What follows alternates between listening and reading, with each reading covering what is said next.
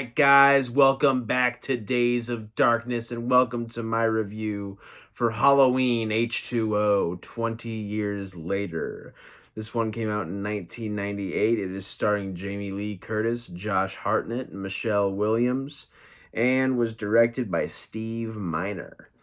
So, Halloween H20 is one of the films in this series that I don't have as much of experience with. As far as the ones that I've viewed the most, it has been 1 through 4.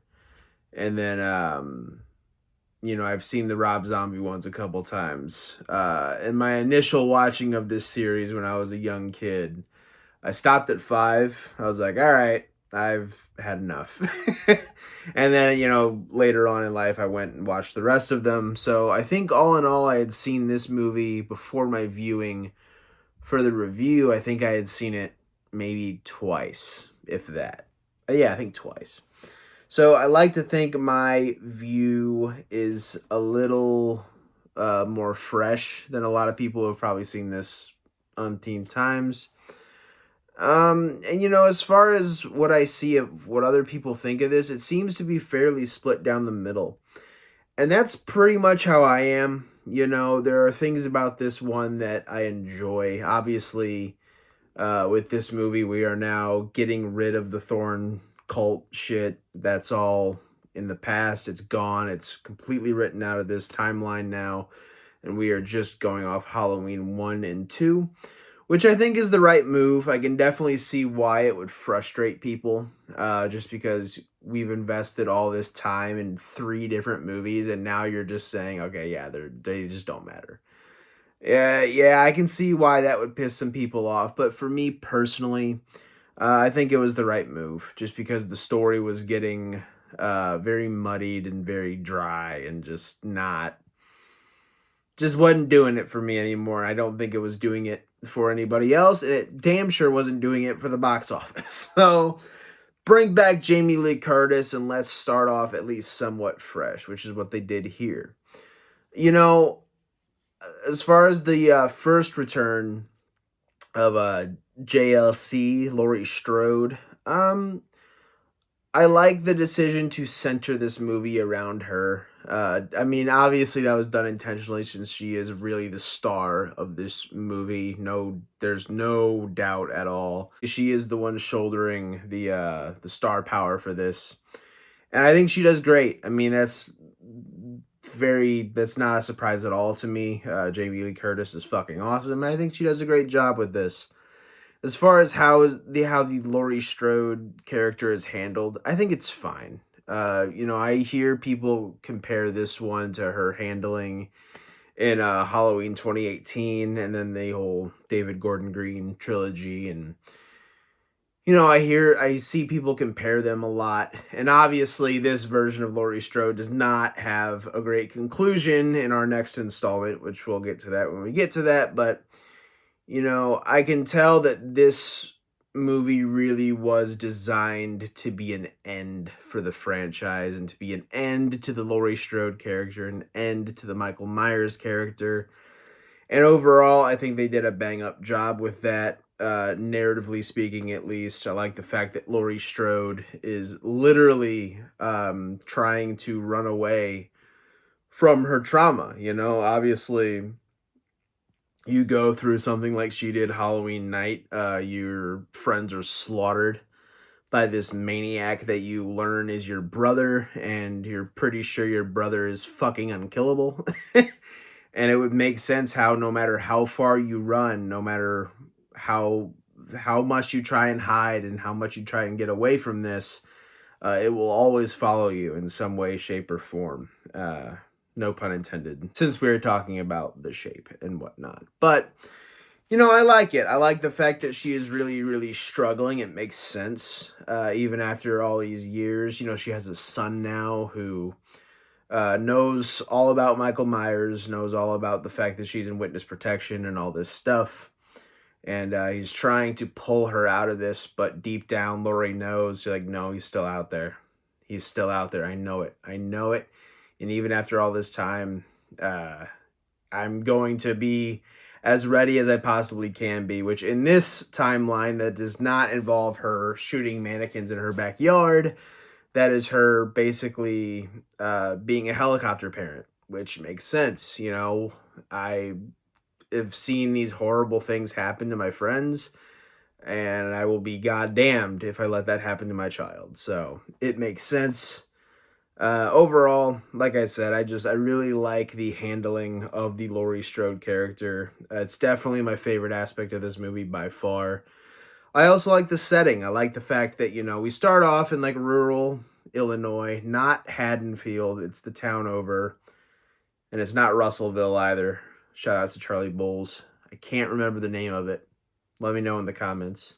Anyway, but I do like the setting of this. You know, we start in that rural Illinois setting, but then we quickly go to Laurie Strode's new home, or should I say Carrie Tate, her new name.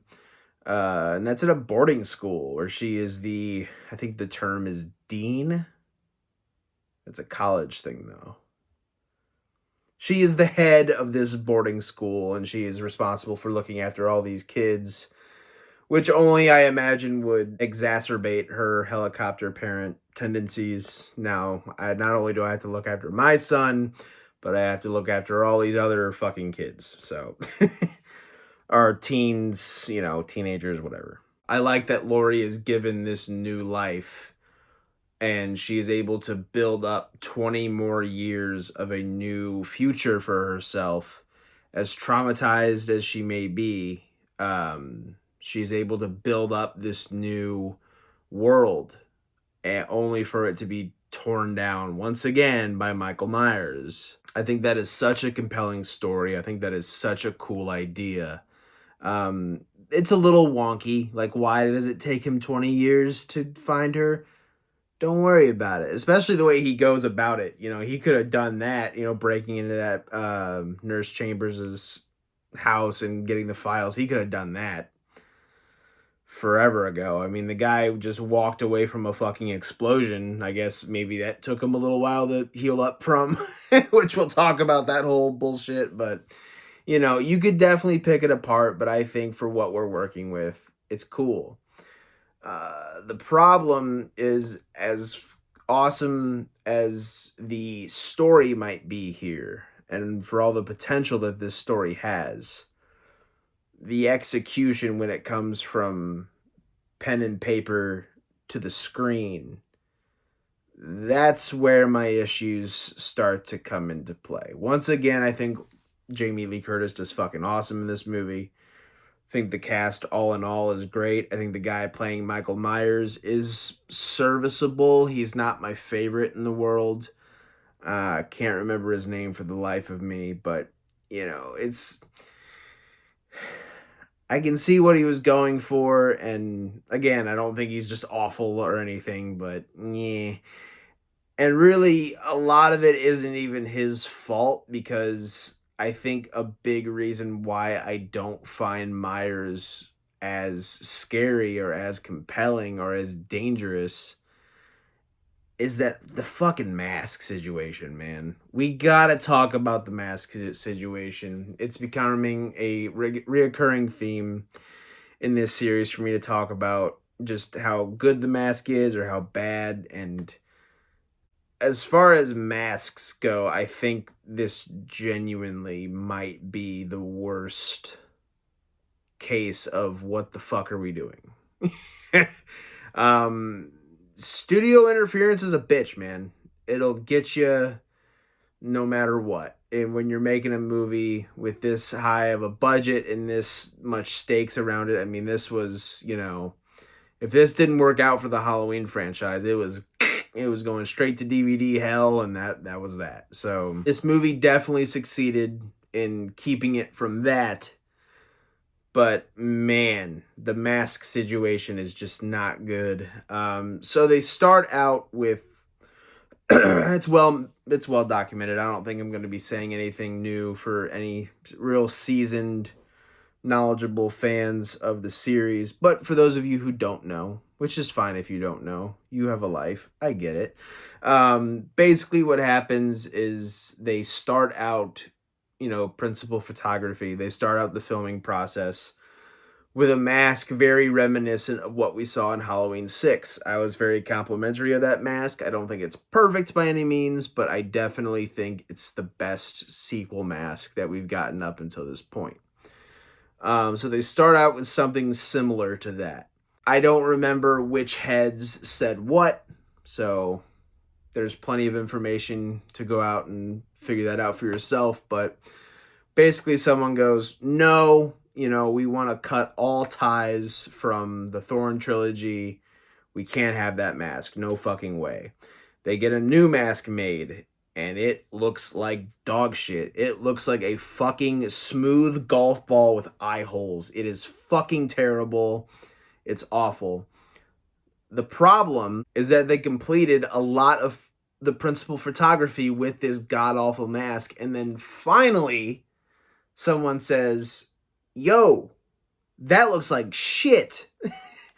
Go back and do it again. Which I got to imagine for all those involved in the filming process has got to be extremely fucking frustrated, especially with how far along they were in the process. But you got to do what you got to do. So then we get the final mask, which is probably the worst out of the three for me. It is god awful. I fucking hate it. The hair is just goofy fucking looking. It's like, it's stringy and short and just fucking weird. I don't like it at all. Easily the worst part of this mask, though, is the eyes. What did Loomis say in that original movie? He had the blackest eyes, the devil's eyes. Not here. His eyes are just front and fucking center, like, woohoo, hello. It's fucking terrible. It looks so goofy, and the problem is it's all the close-ups. So every time you get a close-up of this guy's fucking mask, it's just these googly fucking eyes over this tight-ass mask, under this tight-ass mask, rather, excuse me. And it's fucking terrible. It's goofy as fuck. It makes the Michael Myers character look like shit. There are occasional shots where it looks halfway decent. That's the best I can say.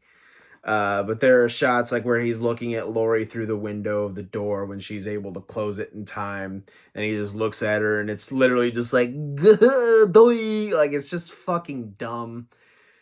And to make it even worse, they weren't even able to go back and, reshoot all the shots of Michael Myers. So in between shots in the same scene, it'll cut from one mask to the other, Goofy looking golf ball mask to goofy fucking goggle, just, I don't even know, dopey fucking mask. And when you're knowledgeable of that, maybe if you don't know about it, you can, like, maybe you won't notice. But if you do know about it, which I guess I just ruined it for you if you don't know, now you do, it's extremely fucking distracting. Extremely fucking annoying. I know a lot of people shit on the CGI shot, like the CGI mask that, like, I guess there was one close-up where they couldn't, I don't know if they forgot or what the fuck, but they totally forgot to reshoot the close-up, so it's that dumb-looking golf ball fucking mask. I guess their idea was, oh, well, we can just go back and fix it with CGI, which in 1998, no, you fucking can't. It's gonna look horrible. And it does. But people like to shit on that one little shot. It's literally 2 seconds. I would have taken that if they would have at least stuck to one fucking mask throughout this movie.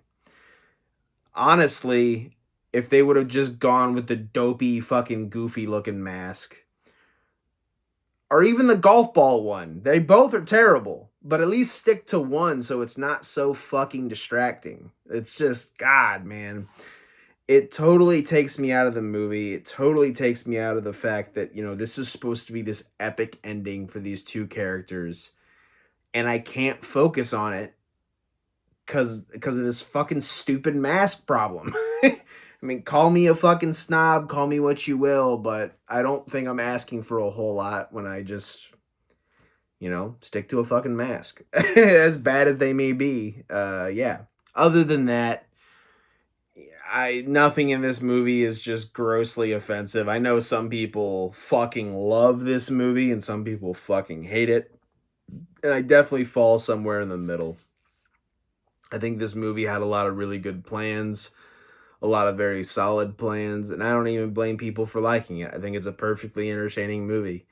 I watched this with Mrs. Darkness. She fucking loved it. I wouldn't say she just adored it, but she liked it. She didn't have a problem with it.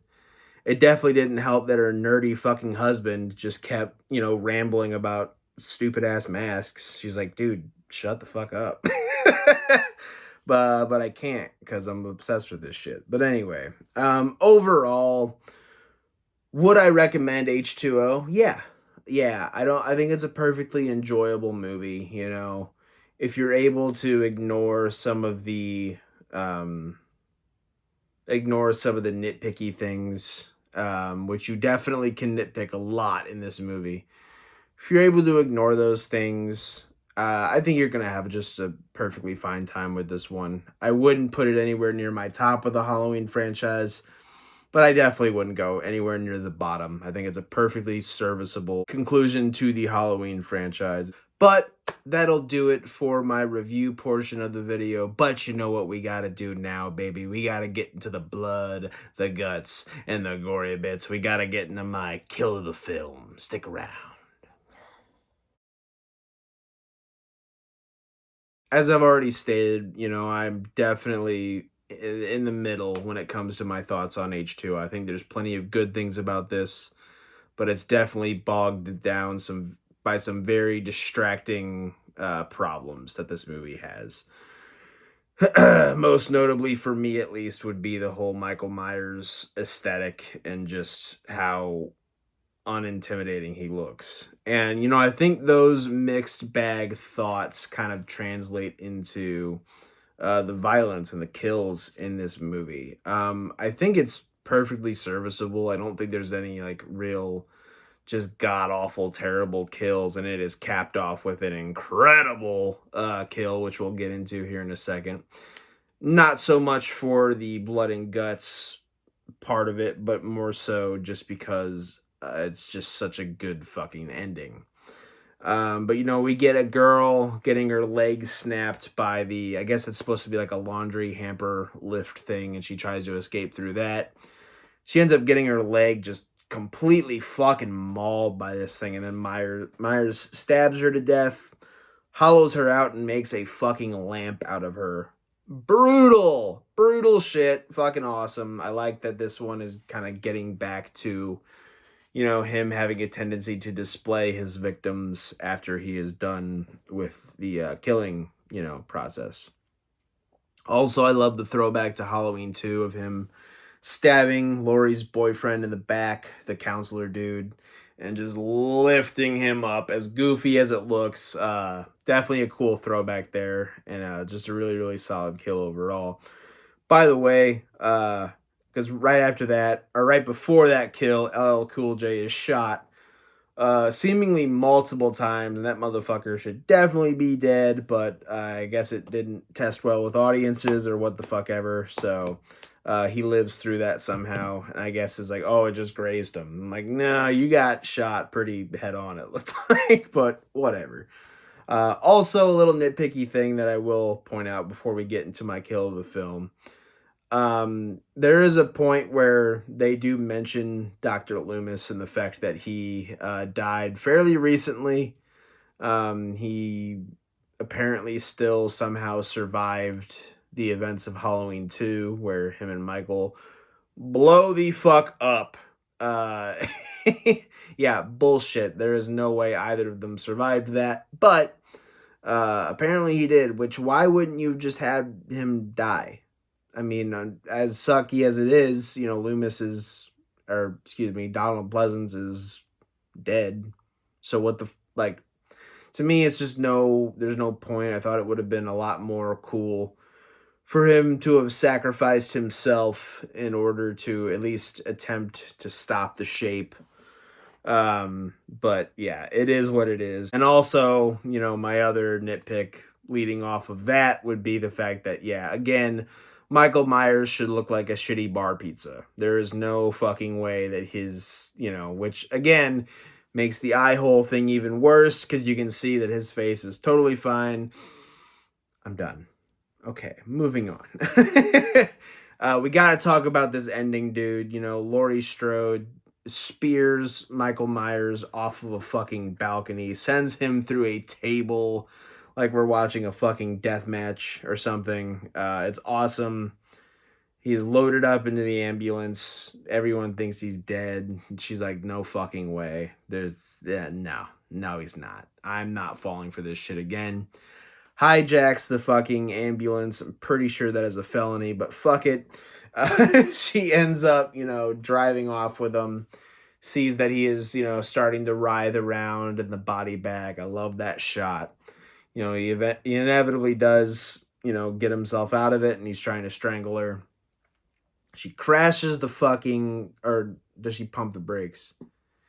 Yeah, she pumps the fucking brakes. Myers launches out of the fucking, out of the front windshield of this ambulance, goes tumbling, still not dead. She runs into him. They capsize off of a fucking cliff. And Myers is pinned between a tree and the fucking ambulance. And you can tell, oh, he's like fucked up. Like he's kind of selling it. He's like, ugh. And obviously his big old fucking googly eyes are like, boo, looking around and shit.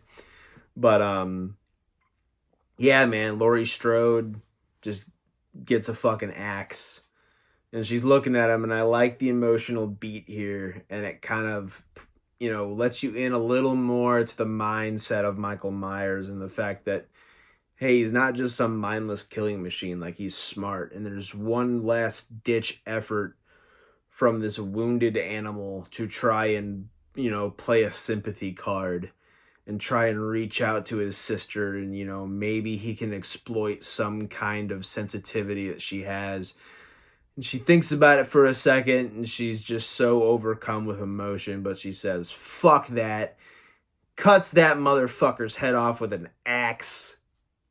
Dead. Love it. Love the commitment to that. There is no ambiguity. There is no logical getting out of that. Yeah, he's just fucking dead. He is dead and buried. It's over. Love it. Love that conclusion. And yeah, man. And that is my kill of the film by far. H20 is a totally fun sequel. Flaws aside, I don't think this is anywhere near a Halloween 5 level of bad or some of the other shit we're going to talk about later. Flaws aside, I absolutely recommend you go out and see this. And yeah, dude, that'll do it. As always, thank you guys for stopping by. Thank you for supporting the dream. And next time, since we're just knocking these out, let's keep going. We're going to talk about Halloween Resurrection. Yay! We'll get there when we get there. Let's stay positive for right now. Guys, thank you as always. Like I said, take care of yourselves, take care of each other, and for the love of all things gory, keep watching horror. All right, guys. Have a good day.